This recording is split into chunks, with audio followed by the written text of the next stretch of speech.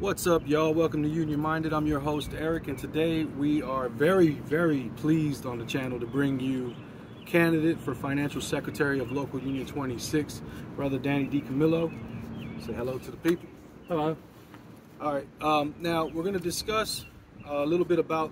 We're going to learn about Danny and where he's coming from, his position, and what he thinks qualifies him for the position. But for those of you who don't know what the role of the Financial Secretary is, I do happen to have my Constitution out, and I do want to give you a little bit of background on what exactly the Financial Secretary is supposed to do for Local 26. So here it says, the Financial Secretary shall keep such books and records and issue such receipts as are required or approved by the IST. He may, when necessary, and when approved by the local union, employ an assistant or assistants. He shall be responsible for all monies collected by the local union until such funds are turned over to the treasurer or deposited in the local union's bank account without delay. When he deposits any local union funds, he shall furnish the treasurer with the bank record of all such deposits not later than the close of the month. He shall make known to the local union the receipts received at such time as the local union decides. He shall mail to the IST the per capita report and the money due by the 10th of the month, unless special arrangements with the IST are made. The local union shall be responsible to the IST for such payments. If the Financial Secretary fails to do this as required, the local union may be assessed an amount determined appropriate by a policy developed by the IST. He shall keep a record of each member, the full name and address, and notify the IST of all suspended or expelled members.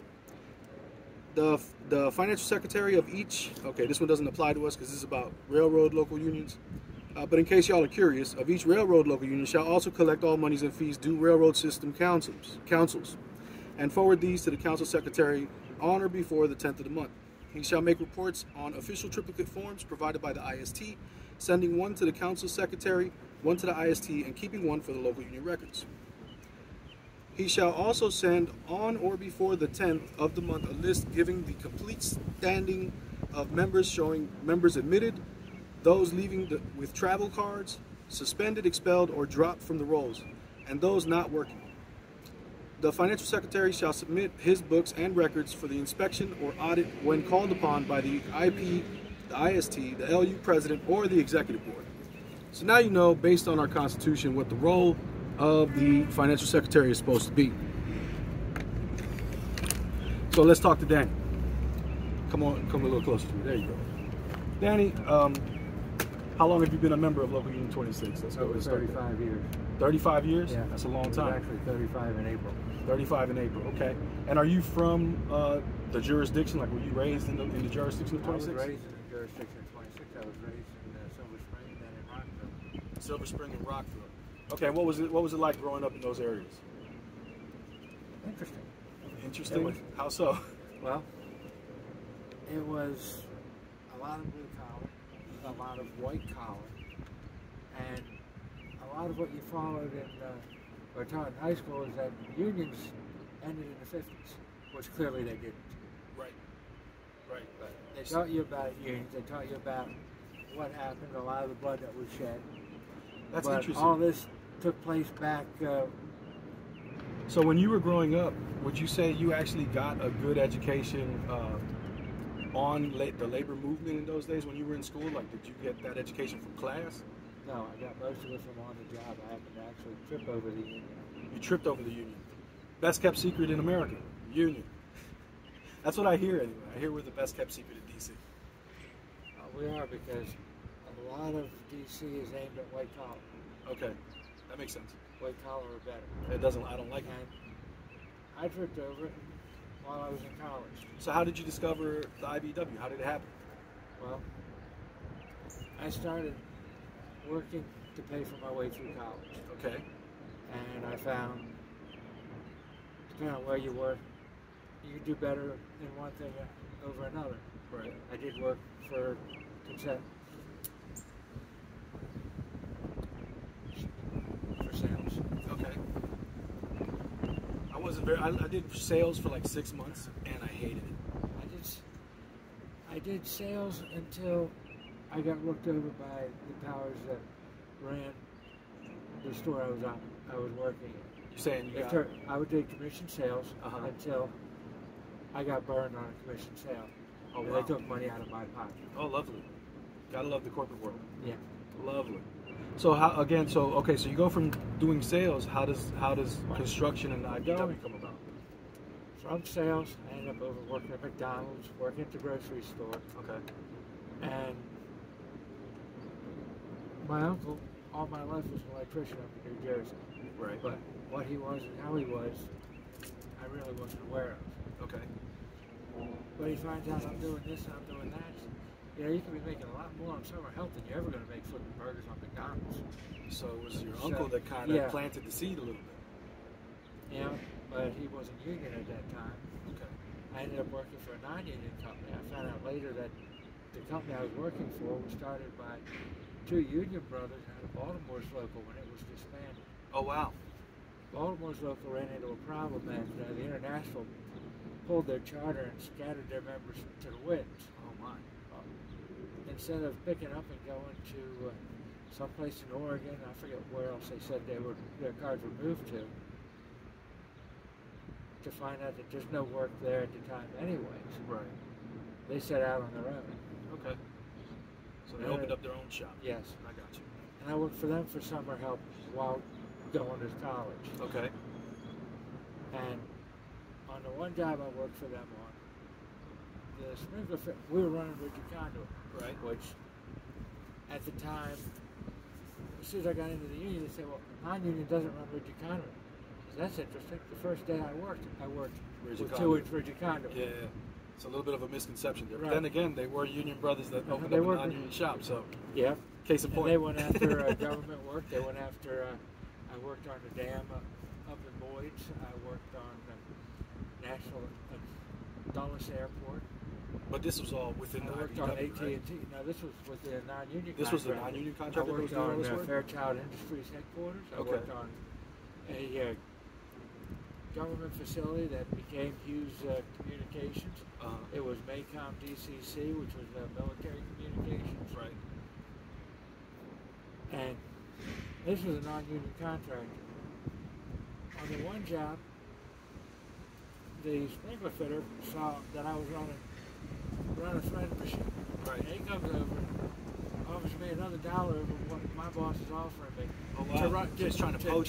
He's trying to poach. Just to run his threading machine for him. He's trying to poach this for $1 an hour. I went over and told my foreman, this guy's offered me, in writing, another $1 an hour to run his threading machine. And what are you going to do with that, sir? What are you going to do with that? He said, we can't afford another $1 an hour. Thank you very much. And I went over and ran his threading machine for him. Until it was time to start college again. Yeah, so lesson to the folks out there. Pay your people. Pay your people. I'm blocking the mic because the wind's picking up, so it's going to get crazy out here a little bit. We're going to try to keep it steady. When the college slowed down again, I ended up looking in the paper and found an ad for TA Beach. Okay. I went in and showed it to them and got, again, an offer in writing. And I went back to the people at Melbourne that I've been working with. I've enjoyed working for you guys. Can you match this? Right. And they took working for TA Beach. They're a union contractor. Go work for them. They will train. So they were encouraging you. They were encouraging me to go work for them. As a matter of fact, they sent me what they sealed an envelope that I proofread. So I know what was inside. Okay. To take with me. They said the first thing you're going to do when you tell them yes you want the job is they're going to give you directions on how to get down to the union hall to fill out papers because they're a union contractor and they got to hire you through the hall. Right. Which I didn't know anything about at the time. Okay. That's so interesting. They also told me if I ever need a job, come back to me. That's mighty decent of them. Yeah, I like that. I took the letter down with me, and he was exactly right. TA Beach, the first thing they did, after I filled out all the paperwork for them, is I had to drive down to Kansas Avenue and fill out all the paperwork for the local. Got to become a member, got to be on Handed the gentleman I was told I had to talk to this envelope. He tore it in half without even opening it, threw it in the trash. Wow. Wow. What was in the envelope? An offer. It stated that if they came out and showed them how it would be profitable for them to be union, and they brought the paperwork with them, they'd sign it on the spot. was inside the envelope was torn and just thrown in the trash without even looking at it? Yep. They tore it in half and threw it in the trash without even looking at it. So you're saying this was at 26? This was at 26. Back in the day? Back in 86. So back in 86, we were so disinterested in that type of stuff. We didn't bother to read the paperwork, and we had an offer to organize another shop right there in that paperwork. That's crazy. Well, I mean, we ended up organizing Melbourne, but not at that time. Right. They waited several years later till the person that was the assistant then was the business agent, so he could put it as a feather in his hand. Look, I organized Melbourne. Well, you could have organized Melbourne for the person you were working for. Right. 15 years prior. Right. Instead of fighting against them for the last 15 years. Yeah, I always hear the stories of MCD and how we didn't organize them because we kind of had a little bit of an attitude that maybe they weren't good enough to be in the union. But I don't know enough. I wasn't there, and I've only heard third-hand stories about how that went. Well, go ahead. When I topped out in 90, the bottom fell out of the economy. Okay. And one of the things I did was something and organizing. And the administration at that time was being run by John Widener. Okay. And the gentleman gave me free reign, the organizer under John Widener gave me free reign to go wherever I wanted, as well as a list of contractors to try and start with. Okay. Including Ennis Electric. The gentleman that owns Ennis Electric came up through 26. Understood. And he said, I will be glad to work you if you'll work for our rate, but you can find out anything you want. We will not become union. My people will not go over to you guys. Right. You can't offer them enough. They are more loyal to me than they are to your dollar. Okay, and this was the owner of Ennis? This is the owner of Ennis Electric. Okay. And his reason was he wanted to go union with his first job. And he was told by the administration at the time to come back when you can employ 25 guys year-round. I wonder what the logic would be to turn people away from organizing their... I'm just in my own mind. I wonder how do you... At the time, the people that were in power only wanted big contractors and big jobs. Well, you let a little guy go, he becomes a big guy. Yeah, that's kind of how it goes sometimes. Okay. Everybody doesn't fall. No. Some people stand up. That's crazy. That's crazy. All right, so you went through apprenticeship. I went through apprenticeship. Okay. In my fourth year, I was going to college the 2 nights a week that I wasn't going to apprenticeship school. Okay. To get back to college. When the economy fell apart, I let all that go and traveled. Okay. Which I didn't know anything about until I worked with a traveler, a Book 1 siding traveler on a job in our own jurisdiction. And he showed me what to do and how to do it. He showed you the rules of the road? And back then it was a 4-year apprenticeship, right? Back then it was a 4-year apprenticeship. Back then you did 40 hours and 1 more a week and 2 nights a week, 2.5 hours a night to get your schooling hours in. You had to get the schooling in, and you had to get the work in, and you had to be successful in both. Yeah. And what were you going to college for, if you don't mind me asking?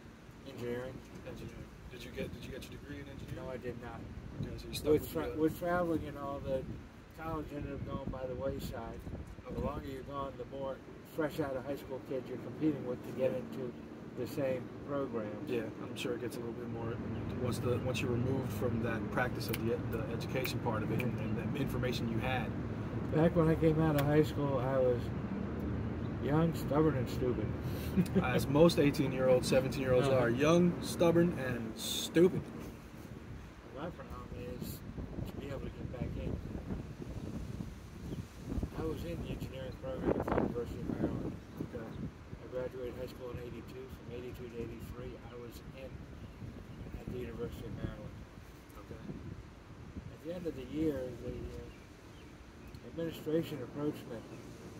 They said, you need to go to community college till you get your act together. What do you mean? It shows here you haven't missed a class.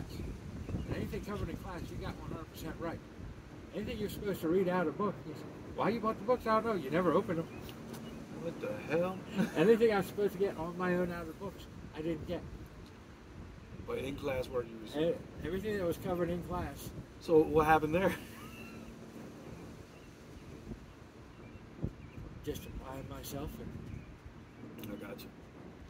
there's a lot of things I learned in school, in high school, in junior high school, even in elementary school. Mm-hmm. My reading skill isn't the best. Okay. But I used to get 90%. I'd say I'm down to about 75% of everything I read. Right. I can recall. I got you. It used to be immediately on demand, but as you get older, it's less immediate. Yeah, I can relate. So what was the road like for you? Right? You ended up traveling. I ended up traveling. I enjoyed it. Yeah. I was treated very well most everywhere I went. There are a few places that it wasn't the way I was treated. Mm-hmm. It was the blowback from the way they were treated when they came here. I see. So a little bit of revenge type. A little bit of revenge you came type from 26. I'm gonna show you how y'all treated me when I was up there. Type of deal. Uh-huh. That's odd because like, we're so friendly to travelers. We are now. We're so we are amenable. now. Yeah. Back then, not so much. Back then, not so much. This was in 91, 93. So this was like after the bottom fell out. This is after the bottom fell out. I was all over. I went wherever there was a job. Yeah. That's how I come home and work when I was working home. But you traveled and got dry. When my number came up at home, I come home and work to keep my number, to keep myself on book one. Right. Because at that point, they were holding to the fact that if you didn't get your 1 year and 4, you were dropped off on book one. Things were a little bit different. Things were different back then. It has since come down as a ruling from the international that once you establish book one status, it cannot be taken from you until you establish book one status somewhere else. Then, when I was traveling, I wasn't the only one. There was travelers from locals all over the country that had book one status nowhere. Oh wow! Because they didn't have 1,000 hours in time because that was international language. Okay. What do they call it? Class 1. And then it was in most people's contracts. Category 1. There was a lot of time and a lot of places that if you didn't have your 1,000 hours in, you didn't get to sign book one. Right. And there was a lot of places that even if you owned half the city, you still couldn't sign book one because you weren't a member of that local. You weren't invited in, and you weren't able to jam your card in, as it's termed these days. Right. These days Where you you get that a could, lot. it's done more now. It's still not liked in a lot Oh, of I know. places. It's frowned upon. You're not supposed to do it, but it happens.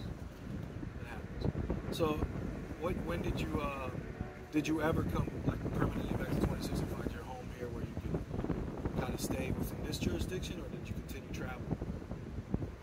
I've gone back and forth. I've stayed here for several years on a time. Yeah. I've traveled when work slowed up around here. And did you see a difference on job conditions outside of our jurisdiction as opposed to inside of our jurisdiction? Most jobs I was on outside of jurisdiction was far better conditions for the guys working than inside. Can you give an example? Can you kind of contrast the two so for our members who don't know, who haven't traveled, maybe they can get an idea of A what lot of it's the like? places I traveled to, they had a designated area for you to take your break and lunch. Okay. You had a table to sit down at. A lot of jobs, even commercial jobs, they had a trailer or something for you to get out of the heat, get out of the cold, sit down like a human being, and take your lunch at a table with a refrigerator. So they had like a nice little setup for you to treat and a you decent. microwave to treat you decent. So no sitting in the dirt No, out on the site, you almost never sat in the dirt. or in the building on the floor on the pavement or on your lunchbox, all the dust circulating. That's 26. Okay. How were you greeted on those jobs? Like when you got there, what was it like? On some of the small jobs, you were greeted by the foreman himself. I worked on small jobs like grocery stores where they use 10 people total. Okay. Even building a whole grocery store from the ground up, they use 10, 12 people total. And I've been on those jobs. You're met by the foreman on the job. Okay. But you also are aware that the business agents buy at least twice a month. So they regularly would patrol their job They sites? patrol their job. They patrol all of their job sites all the time. You get on a big job like a refinery, a power plant, the airport, you're met at the gate by your union steward, not by a foreman. Right. The first thing he's going to do is check your job duties. He's going to check your duties, verify that you got your paperwork correct. Right. Which some people think is punishing them, but really, if your paperwork's correct, your benefits don't find their way back home. Right. I don't think it's. It shouldn't be viewed as punishment. It should be viewed as holding people accountable. You know, we have standards that we go by, so you hold people accountable. That's when you bump dues receipts. You sit there and go, "I show you mine, you show me yours." It's kind of how it is. Can you come back this way a little bit? You come forward. Sure. There you go. All right. So, what else would you say is a little bit different? How about tool acquisition on outside of our jurisdiction versus inside of our jurisdiction? Where sometimes you'll see people bringing in a power tool, and they mind-blowingly think it's okay. Any jurisdiction outside of ours where the people think it's okay to bring in their own power tools. Okay. Good. I've been on 2 jobs where they actually handed them out because they were disappearing. So you were given a battery drill and a battery and a charger from the contractor.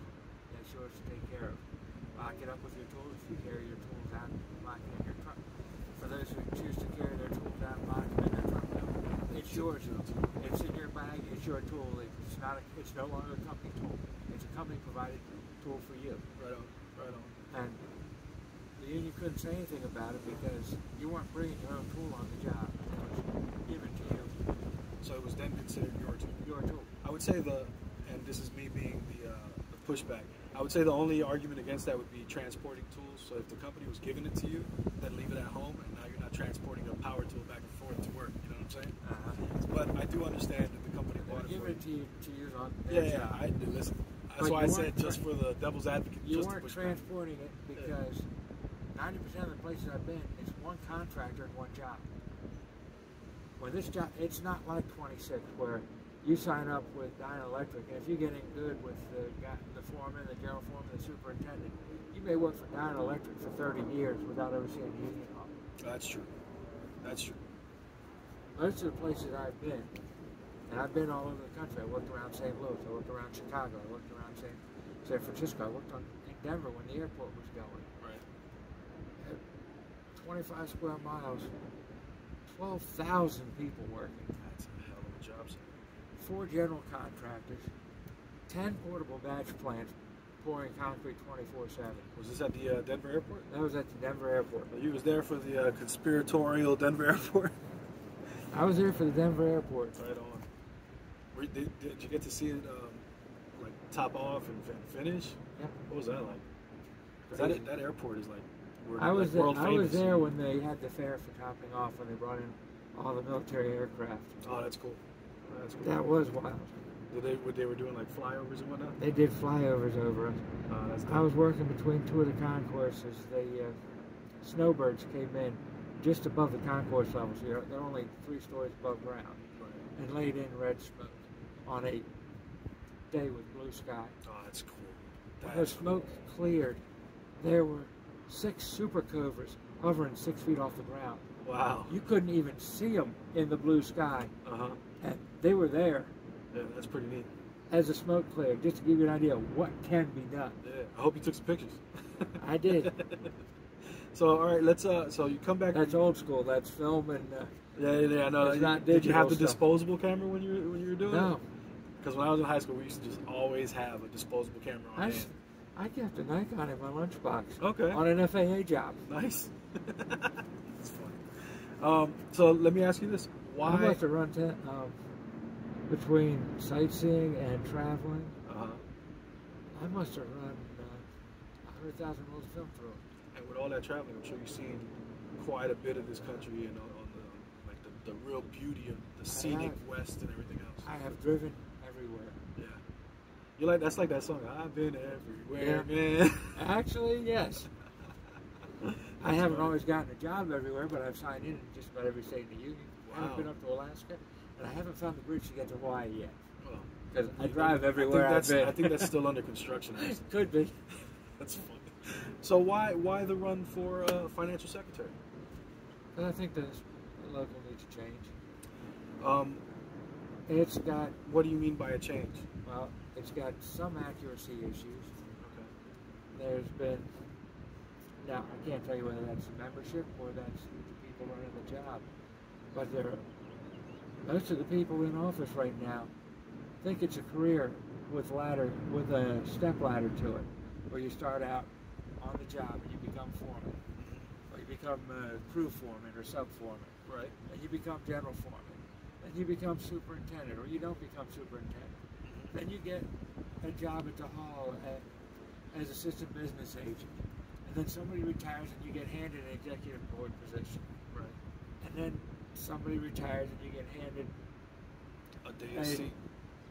a seat, the next step up, and everything's a step up the ladder. And like the person that we're going to be replacing, Joe Dabbs, he's been in the hall for 30 years. I'm not saying he's a bad person. 30 years ago,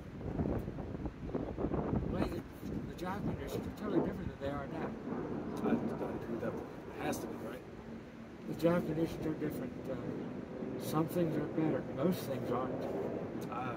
I know I've only been in 26 since 2006, but I know in my time, when I started in 06, we still took a 9 o'clock break.